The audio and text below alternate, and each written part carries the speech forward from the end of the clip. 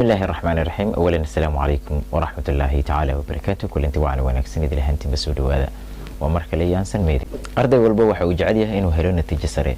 haddaba maxuu ardaygaasi u baahan yahay inuu ku gaaro guushaas? haddaba goob noocee buu ardayga u baahan yahay inuu imtixaanka u diyaarsado? marka hore guriga ama meesha aad wax ku akhrinayso waa inaad ka dhex samaysataa meel maktabad ku gaara si aad wax ugu aqriso. waa inaad wax ku akhrisataa meel degan oo aan lahayn sawaxan ama buuq, iskana fogee wax walbo akhriskaaga hoos u dhigay.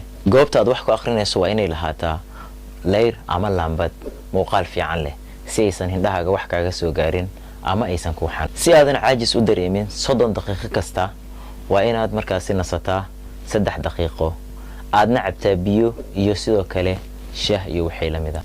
degso jadwal ku hagaa xadido inta aad akhrinayso saacad kasta si aad waqtigaaga uga faa'iideysato.